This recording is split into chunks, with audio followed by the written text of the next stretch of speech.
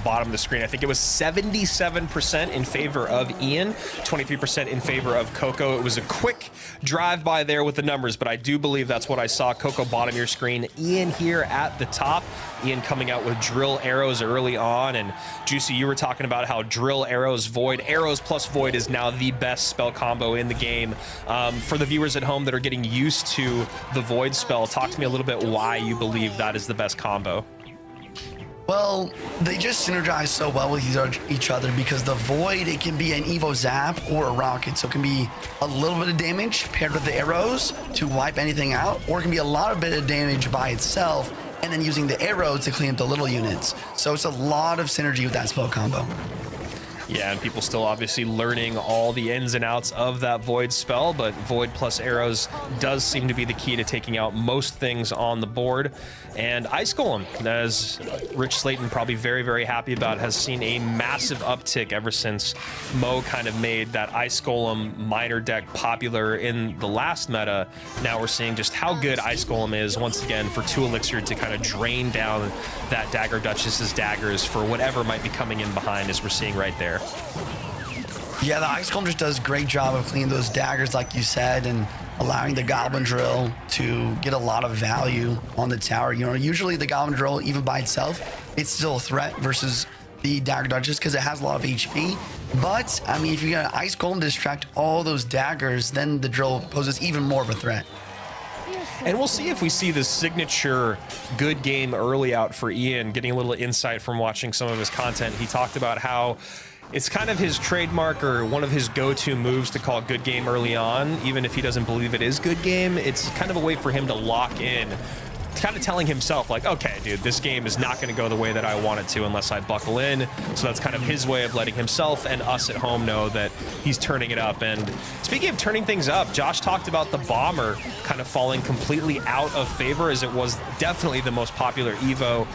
Juice, I think Bomber's still pretty good, but obviously not as broken as it was before. How are you feeling about Bomber and where it lies now? I think Bomber's really good in the current meta. I mean, I think top Evos for me are Evo Tesla, Evo Knight, and then I would say Evo Valkyrie, Skeletons right? and Bomber actually gonna be like pretty like tied for me. Like, think about it, all the nerfs, they were all stat nerfs. The Bomber, it just got a cycle nerf. It still is the same stats, the same power that I had before. It's just not in cycles nearly as often.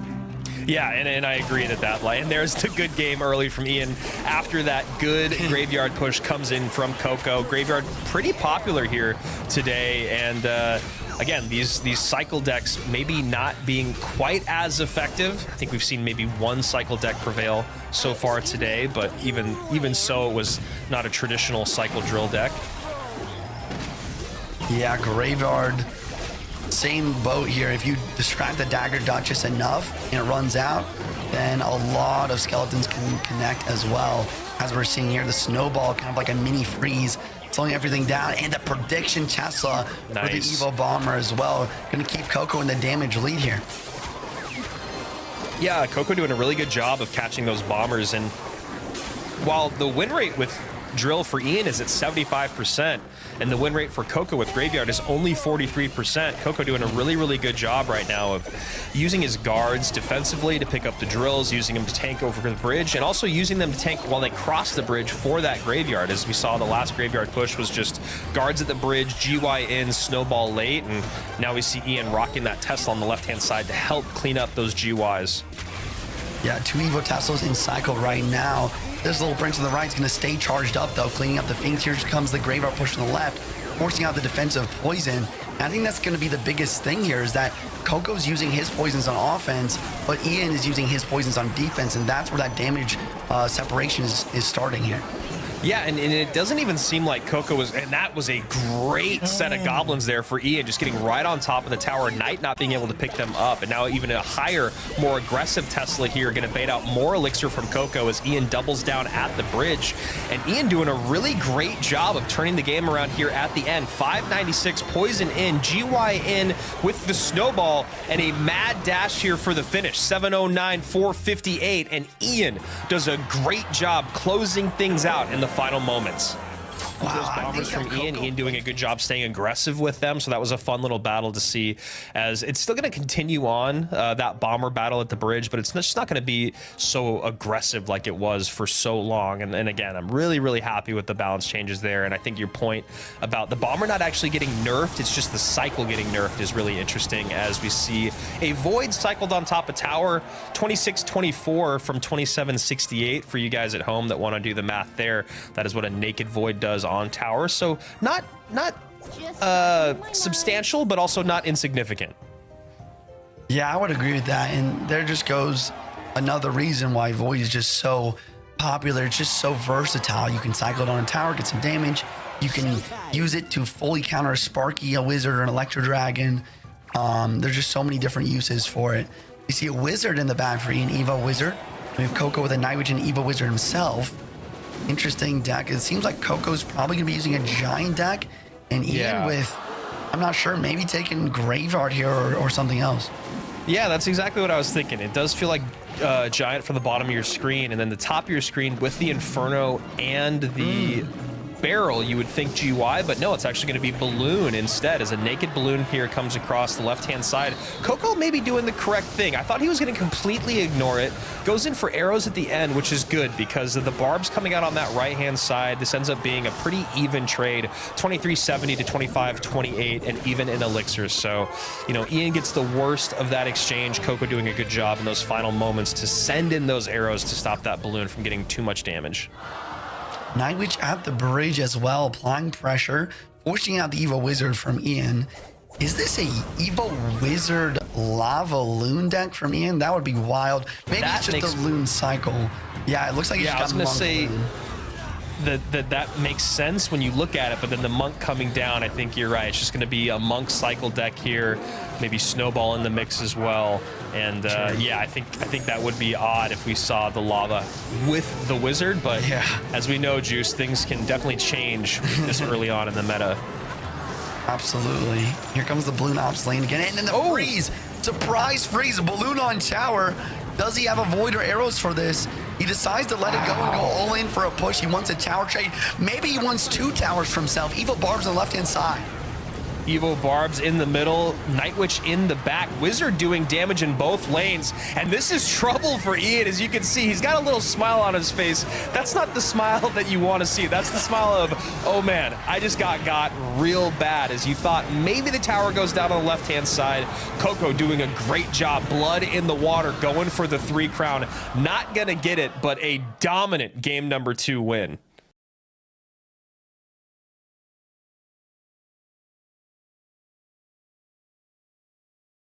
Like sometimes the void doesn't have a place in certain matchups. Do you think it's strictly matchup based?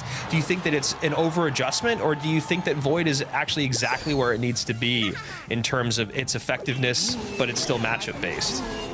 Wow, that is a great question. I think that it is, like I said earlier, a very versatile card. And in Clash Royale, I think versatile cards are very important to have in your deck, because you never know exactly what you're gonna be playing against. So yeah, I think that it does have a very solid spot in the meta. I think it's pretty correct, but I also see what you're saying. I do think that lightning is much better in certain situations, especially versus, like you said, maybe one-shotting a fisherman or like a building off the board immediately, and making sure that your opponent has no counterplay in a situation like that. Like, there's definitely a valid point there. Well, as we are talking through the meta and as it is evolving on screen, one thing that seems to be here to stay, at least for today, is the Monk. Right? Monk has been out in every single set of the day. It's been pretty effective so far. Haven't seen Inferno until now, so a little surprising there. And there's the Lightning that we were just talking about. So nice to see Lightning in the mix. And Firecracker. Firecracker also maybe one of the big winners from the Evo changes, as that Royal Ghost, or excuse me, Royal Giant does not get a lot on tower. 23-29 to 24-44. Yeah, I like your call on the Monk there. I think that if you are going to use Hog Iron in the current meta, you need either Monk or an Evo Knight to tank those Dagger Duchess. I don't know if I like the opposite lane by Coco, though. I feel like the Monk is also extremely good versus Royal Giant. So defending and counter pushing versus the Royal Giant could be a valid option here for Coco, but it seems like he's got other plans. Yeah, Coco decides to go with the Inferno Tower early to defend against that Royal Ghost, maybe hoping to get back around to it by the time that the Royal Giant comes down the lane. And the Fisherman's, as we were talking about, or as I was talking about with AC, going to be a very interesting and maybe difficult card for Coco to take care of. Royal Ghost does not get distracted by the Inferno Tower. Monk is forced out, but this gives a lot of lightning value. Never mind. Fisherman pulls the Monk away, but still, Ghost in the tower. And here's where the King Tower at least is able to help a little bit. But here comes another Royal Giant at the bridge. I love this aggression here from Ian. He notices his opponent's down in Elixir. He's got just a little bit of HP remaining from that Phoenix. And the Royal Giant does get pushed. 818 HP remains, though, as Coco has not been on offense in quite some time. Yeah, I actually take it back. I think that Monk is actually bad with Hog Rider. Same reason why the Mighty Miner is bad with Hog Rider right now. Sure, you can get like one good push going, but here's the thing about Monk and Mighty Miner as champions. You only have one of them in the cycle at a time, which means you can only have a Hog Rider push going whenever you have that Monk in cycle, but sometimes you have to use it on defense. And you can never really go for Hog Rider on its own because Dagger Dodge is just so good versus it. I know. I was watching your stream. I've been watching other people's videos, just trying to figure out a place for Hog Rider in the meta, and I just don't know if it exists. I think that really, and you can see right here, exactly what you talked about, Juicy, is all these things had to come together perfectly for Coco's